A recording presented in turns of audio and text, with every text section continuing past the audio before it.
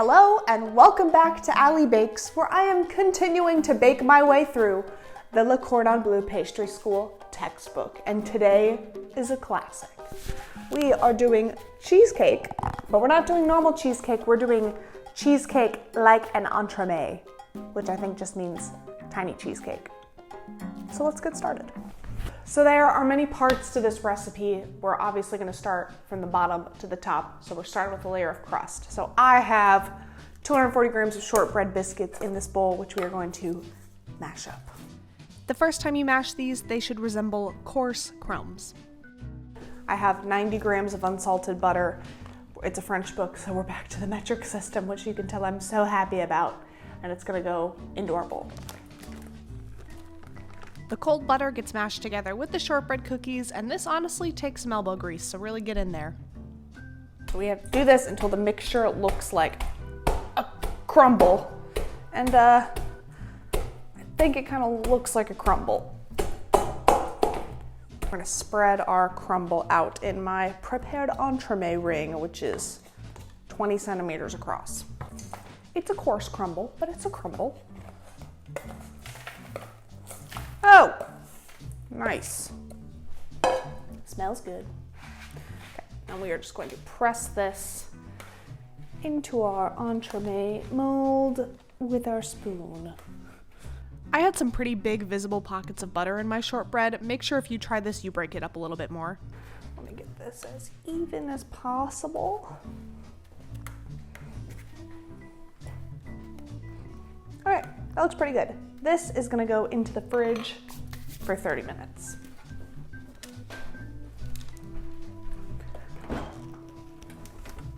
Okay, so while our shortbread is chilling in the fridge, we're gonna start on our raspberry layer that's gonna go under the cheesecake. So, turn on the heat. We are adding 20 milliliters of water.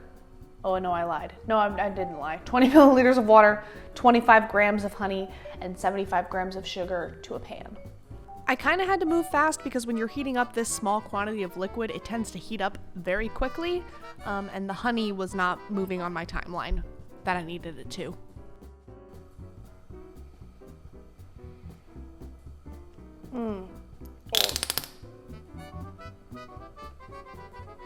Anyway.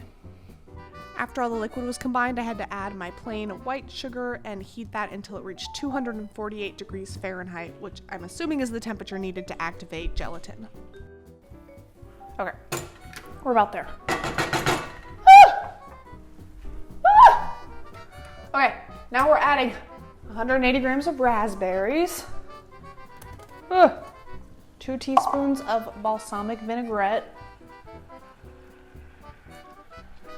I don't know why, but that's in there. And then we have 2 crushed peppercorns, because everybody loves pepper in their cheesecake.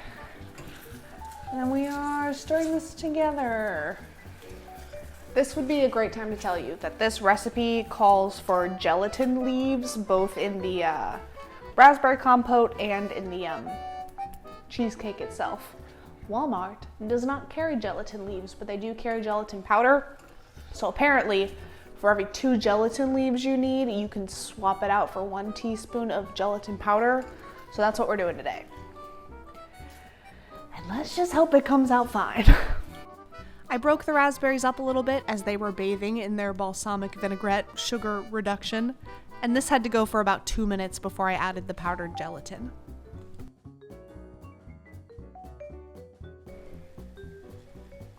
Let's hope the powder works.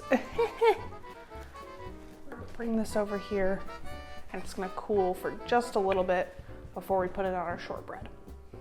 Okay, so I let our raspberry mixture cool for like 15 minutes, and now we're gonna pour it over the short crust pastry. So this is layer number 2. The shortbread cookie crust pastry had appeared to have set, so I poured our now room temperature raspberry compote over the top and tried to create an even layer. Now this goes right back in the fridge. Oh, it's already leaking. Nice. Nice, nice, nice, nice, nice. So if I start talking less and sweating more, that's because we're about to make the cheesecake part and it gets a little involved. with sugar and water in a small saucepan and bring to a boil to make a syrup. Whisk egg yolks in a bowl and pour over that syrup. Okay. 2 egg yolks here that I'm just gonna pre-whisk. So we're about to make a pâte bombe, and an inferior chef might ask, what is a pâte bombe? And I'm here to tell you that I don't know, but we're gonna find out together, okay? So we're gonna take water and sugar, and we're gonna bring to a boil to make a syrup. Water, sugar. So to make a pâte bombe, once the yolks go in the water and sugar, I have to beat it with a whisk, an electric whisk. Which I don't have. So I'm trying to decide if I wanna analog whisk it or if I wanna bring this, oh, it's already kind of boiling. If I wanna bring this over there. I'm gonna, okay, it's already boiling. Okay, great.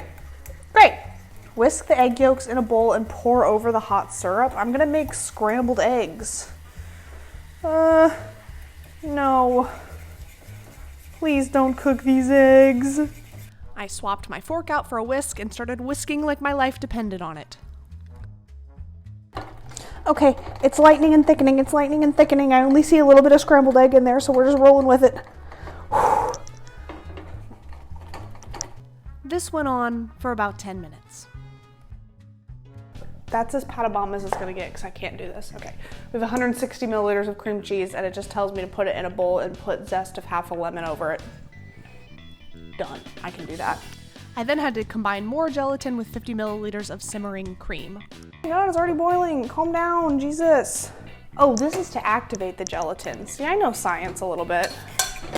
Once that gelatin got nice and gloppy and gloopy, I poured the gelatin and cream over the 160 grams of cream cheese and lemon zest and then began to mash it as well as I could with a fork. I would have kept my cream cheese room temperature instead of taking it right out of the fridge. This probably would have made it a little bit easier in hindsight. After that was all combined, I poured my pâte bombe mixture over the top of it and began to mix it in. Oh yeah, that looks great. God, it kind of stinks. Eventually, it became homogeneous and more like a cream cheese batter.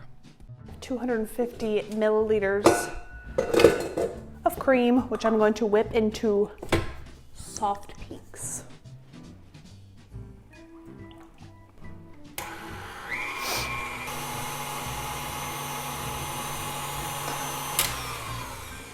Okay, we have soft peaks. So we are going to fold our soft peaks into our cream cheese mixture.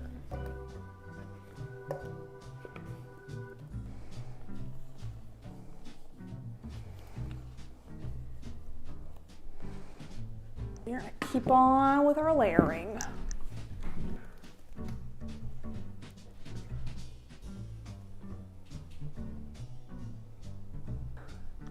Try to get it as flat as I can with my spatula.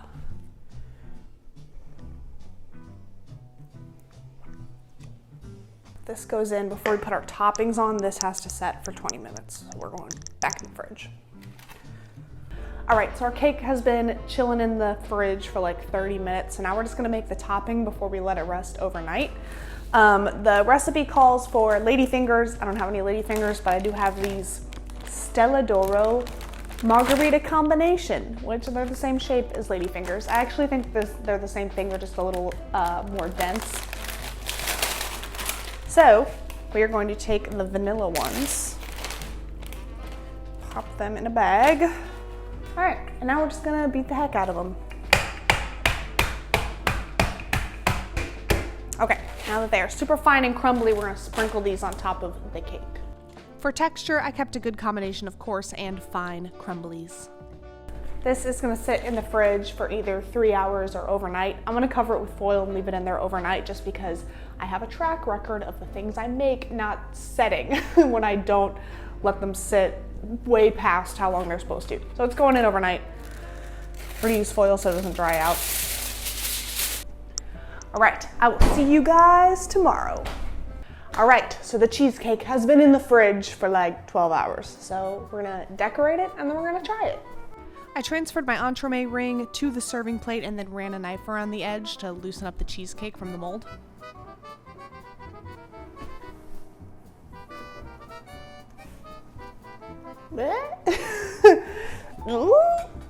I then gave the top a light dusting of confectioner's sugar and decorated it with some fresh raspberries and blueberries.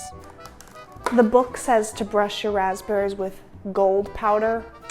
That was not in the production budget for this week, so there's no gold powder on the cheesecake. Sorry. Despite a little bit of raspberry seepage into the crust, I thought this came out incredibly photo accurate and beautiful. I was super pleased with the presentation, and I got a clean slice out of the side. A few things I'm noticing immediately. There are huge chunks of butter in my shortbread, which means I just didn't grind it up well enough. So my bite is gonna be somewhere in the middle so I don't eat a piece of butter. There's a little bit of seepage into the shortbread, which makes me think that I should have frozen it so the raspberry didn't seep down into it. And I think that's a book problem. I don't think that's a me problem.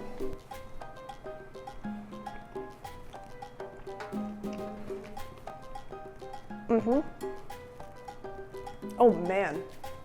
Oh dude.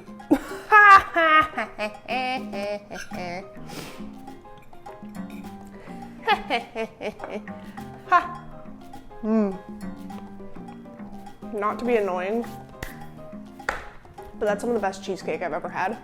It's really good. I was a little worried when it was a little jiggly, but it just makes the cheesecake itself so light.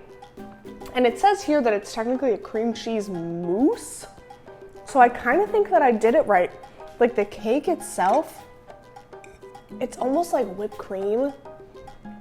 So it doesn't feel like you're eating a super dense cheesecake, like it's actually very light. That's really good. Before we filmed this, I was like, I don't really want to eat cheesecake. I'm not really in the mood. I could eat half this cake right now. Thank you guys so much for tuning in for this challenging and delicious bake, and I'll see you in the next one.